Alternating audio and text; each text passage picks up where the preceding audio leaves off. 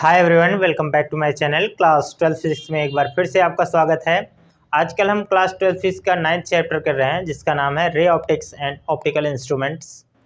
इसमें आज का जो हमारा टॉपिक है वो है वास्तविक तथा आभासी गहराई, जिसे हम इंग्लिश में रियल एंड अपीयरेंट डेप्थ कह सकते हैं। तो इस वीडियो में आज केवल इसी टॉपिक की बात होगी और बहुत ही आसान लैंग्वेज में मैं इसे बताऊँगा। बस आपको करना क्या है, इस वीडियो को अंत तक देखना है और अगर पसंद आए तो इसे लाइक और शेयर भी करना ना भूलिएगा। तो चलिए शुरू करते हैं। सबसे पहले वास्तविक तथा आभासी गहराई ज्ञात करने के लिए आप लोगों ने देखा होगा, जब कभी बाल्टी के अंदर कोई रॉड या छड़ या फिर कोई लकड़ी का टुकड़ा रख दिया जाता है तो वो थोड़ा सा तिरछा दिखाई देता है, ठीक है, टेढ़ा। या फिर ऐसा आप लोगों ने देखा होगा कि सिक्का अगर आपने डुबा दिया है उस जल में या फिर कांच में तो अपनी वास्तविक गहराई से थोड़ा सा ऊपर उठा हुआ प्रतीत होता है। तो क्या होता है उसकी वास्तविक गहराई, मतलब वो रियल में कितनी गहराई पर है और वास्तव में जो आभास हो रहा है हमें वो थोड़ा सा ऊपर हो रहा है, तो इसके बीच में क्या संबंध होगा, इसी को हम आज डिराइव करेंगे। तो देखते हैं कैसे करेंगे। मान लेते हैं कि आपके पास एक कांच का स्लैब है, चाहे तो आप कांच का स्लैब इसे मान लें या फिर आप ये कह लें कि किसी द्रव में एक बिंदु वस्तु रखा है, ठीक है। यहाँ पर मान लीजिए ये जो वस्तु है वो पी पॉइंट पर रखा है। अब हम ये कहते हैं यहाँ से एक प्रकाश की किरण चलती है, ठीक है। मान लेते हैं एक प्रकाश की किरण यहाँ से गई और इस बिंदु पर टकराई। इस पॉइंट को हम कंसीडर कर ले रहे हैं यम, ठीक है। अब यह जो माध्यम है यह तो सघन है, यदि याद कांच है, इसे हम मान लें कांच है तो ये सघन होगा और इसके बाहर क्या है, हमारा वायु है जो कि विरल है। अब आप जानते हैं जब प्रकाश किरण एक माध्यम से दूसरे माध्यम में जाती है तो अपने मार्ग से विचलित हो जाती है। अगर वह सघन से विरल में जा रही है तो अविलंब से दूर हट जाएगी। तो यहाँ पर हमें एक अविलंब की भी रचना करनी होगी। तो प्रकाश किरण यहाँ पर जाना चाहिए तो थोड़ा सा क्या होगा, ये मुड़ जाएगा, इधर अविलंब से दूर हट जाएगा। और एक दूसरी प्रकाश की किरण को हम यहीं पर मान रहे हैं, यह प्रकाश किरण गई और यह भी क्या होगा, अपने अविलंब से दूर हट जाएगी। मान लीजिए ये n बिंदु पर टकराई है तो अविलंब से दूर हटकर इधर चली जाएगी। दोनों प्रकाश किरणें समांतर जाएंगी, ठीक है। अब यहाँ से कोई व्यक्ति यदि देख रहा है, यदि कोई मनुष्य यहाँ से इन प्रकाश किरणों को देखे तो उसे ये लगेगा कि ये प्रकाश की किरणें यहाँ कहीं से आ रही हैं। इसे हम आगे पीछे बढ़ा दें तो ये प्रकाश किरणें कहीं यहाँ से आती हुई प्रतीत होंगी किसी बिंदु से। इस प्रकाश किरण को भी हम यहाँ पर बढ़ा देते हैं। दोनों प्रकाश किरणें यदि यहाँ से आती हुई प्रतीत हो रही हैं, इस बिंदु को हम क्या मान ले रहे हैं, Q। तो यही Q बिंदु जो होगा वह P का एक आभासी प्रतिबिंब बनेगा, आभास होगा। तो और यहाँ से क्या करते हैं, हम एक ये सीधी लाइन मिला देंगे। अब Q से लेकर, मान लीजिए ये O बिंदु है, Q से लेकर O तक यह आभास हो रहा है ना, तो इसे हम क्या बोलेंगे, यहाँ से यहाँ तक की जो दूरी कहलाएगी, O से Q तक की दूरी को हम क्या बोलेंगे, यहाँ पर आभासी, क्या बोलेंगे, आभासी गहराई। और वास्तव में कितना गहरा है, P पर है, तो यहाँ से लेकर यहाँ तक की जो गहराई है वो इसे हम क्या बोलेंगे, वास्तविक गहराई, वास्तविक गहराई, ठीक है। अब कुछ बातों पर और चर्चा करेंगे। जब आपतित किरण यहाँ पर टकराई है तो अभिलंब और आपतित किरण के बीच जो कोण बनता है वह आपतन कोण I कहलाता है और इस कोण को हम क्या मान लेंगे, R मान लेंगे। ठीक इसी तरह से यहाँ पर भी यह जो प्रकाश किरण आपतित हुई है यहाँ पर भी I कोण बनेगा और यह भी R कहलाएगा, उतना ही। पर हमें इससे उतना ज़्यादा मतलब नहीं होगा, हम यहीं से डिराइव कर लेंगे। यह आपतन कोण है और ये क्या है, अपवर्तन कोण। अगर आप थोड़ा सा ध्यान दें तो OP और ये जो अविलंब है वो एक दूसरे के क्या हैं, समांतर, क्योंकि ये भी सीधी लाइन है और यह भी सीधी लाइन है। यम है, इसे हम मान लेते हैं यस, और ये मान लेते हैं यल है, तो इस पॉइंट को भी मान लेंगे। तो देखिए, आप लोगों को पता होगा कि जब दो समांतर रेखाओं को एक तिर्यक रेखा काटती है तो उनके द्वारा बने एकांतर कोण आपस में बराबर होते हैं। साथ में ये संगत कोण भी, देखिए यह इसके क्या है, एकांतर है, और इसके क्या है, यह संगत भी है। हालांकि ये चीज़ हम इसके लिए लेंगे। तो ये कोण आई है, तो यह जो MP है तिरछी रेखा है, तो ये आई अगर कोण है तो यहाँ पर यह कोण भी क्या कहलाएगा, आई ही रहेगा। साथ में थोड़ा सा ध्यान दें, यह भी एक तिरछी ही रेखा है इस समांतर रेखा को काटने वाली, तो ये कोण इस कोण के बराबर होगा, हम इसे क्या कह सकते हैं, R, और यह इसके क्या है, संगत है। तो इतनी बातें आपको क्या करनी है, समझ लेनी है। क्लियर हो गया होगा। अब इसे शुरू करते हैं। सबसे पहले इस फिगर के बारे में यहाँ पर एक्सप्लेन करेंगे। कैसे करेंगे वो हम यहाँ पर बोल दे रहे हैं। आप चाहें तो हमारे शब्दों को सुनकर नोट कर सकते हैं या फिर अपने मन से ऐसा बना सकते हैं।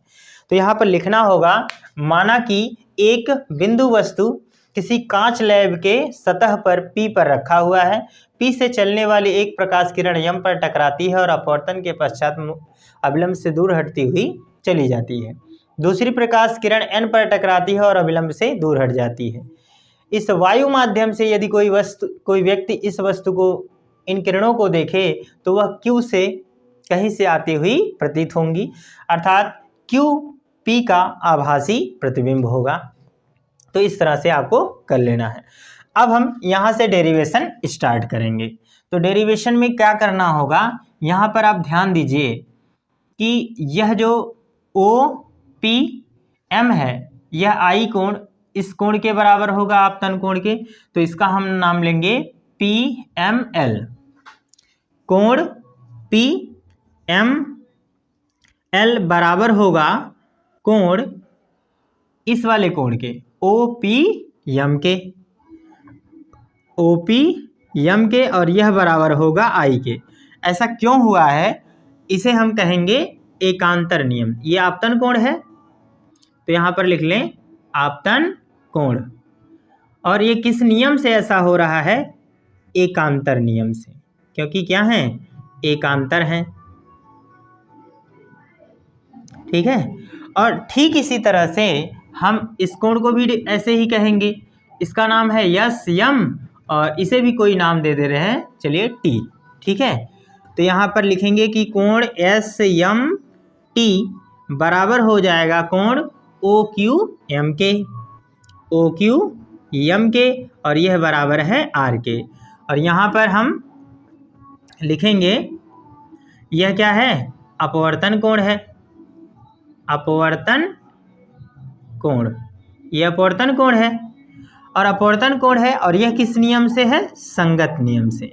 क्योंकि दो समांतर रेखाओं को अगर तिर्यक रेखा काटती है तो संगत कोण आपस में बराबर होते हैं, ये संगत नियम का पालन करेगा।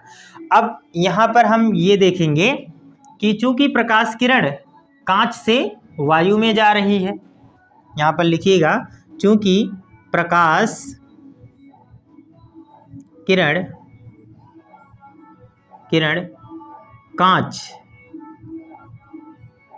कांच यानी ग्लास G से वायु यानी एयर कह सकते हैं, एयर में जा रही है। अतः हम कह सकते हैं कि कांच के सापेक्ष वायु का अपवर्तनांक, कांच के सापेक्ष वायु का अपवर्तनांक जो होगा, आप जानते हैं अपवर्तनांक बराबर होता है आपतन कोण तथा अपवर्तन कोण की आपतन कोण की के अनुपात के बराबर होता है। तो यहाँ पर क्या हो जाएगा आपका साइन I अपॉन क्या हो जाएगा, साइन R।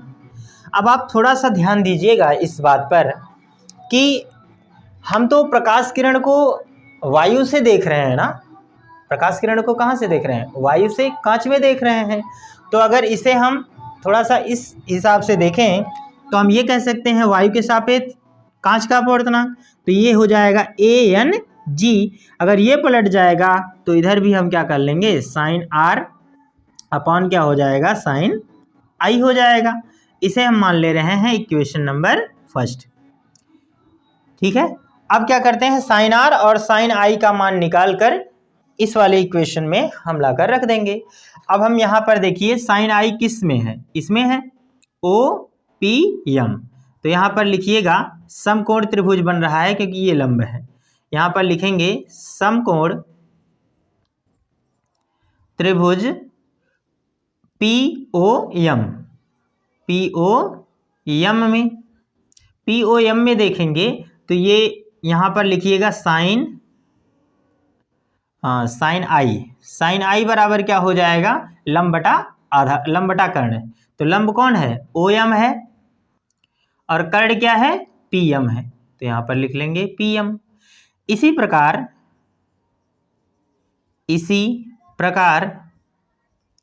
त्रिभुज O या QOM से, QOM में देखिए तो यहाँ पर आप क्या लेंगे, साइन R। साइन R बराबर क्या हो जाएगा, फिर से लंब बटा कर्ण। तो लंब आपका क्या है, OM है, और कर्ण क्या है आपका, QM। तो यहाँ पर लिख लेंगे QM। अब साइन I तथा साइन R का मान क्या करेंगे, समीकरण 1 में रख देंगे। इसे आप चाहें तो समीकरण नंबर 2 डाल दें और इसे समीकरण नंबर 3। तो यहाँ पर लिखेंगे समीकरण 2 व 3 से समीकरण 1 में मान रखने पर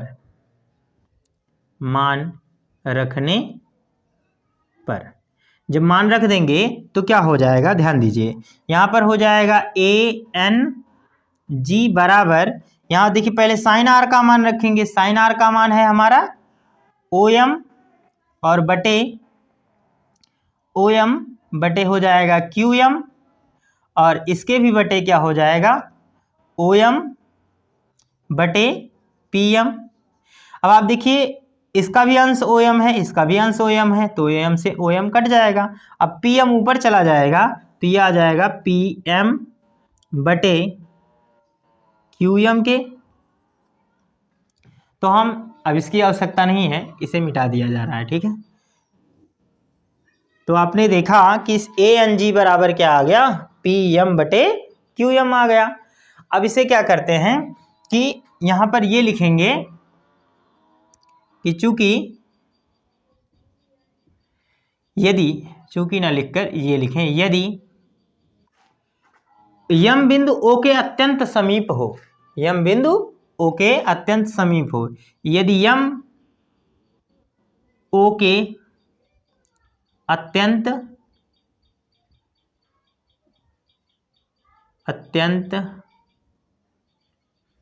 समीप हो तब हम ये लिख सकते हैं कि PM बराबर हो जाएगा PO के, और साथ ही QM बराबर हो जाएगा QO के। अब यहाँ पर मान रख दें तो ये हो जाएगा हमारा ANG बराबर, यहाँ पर देखिए जहाँ पर PM है वहाँ पर लिख लेंगे PO, और अपॉन जहाँ QM है वहाँ पर QO लिख लेंगे। अब यहाँ पर ध्यान दीजिए कि ANG में जो PO है, P से लेकर O तक की जो दूरी है वो क्या है, वास्तविक गहराई है यहाँ से। तो हम ये कह सकते हैं कि ANG बराबर वास्तविक गहराई और बटे क्या हो जाएगा, आभासी गहराई। तो इस तरह से इस फॉर्मूले को हम डिराइव कर सकते हैं। काफ़ी आसान है और आपको समझ में भी आ गया हो। यदि समझ में आ गया हो तो वीडियो को लाइक कर दें, शेयर कर दें और हमारे चैनल को सब्सक्राइब करना ना भूलें। तो मिलते हैं अगली क्लास में, तब तक के लिए गुड बाय।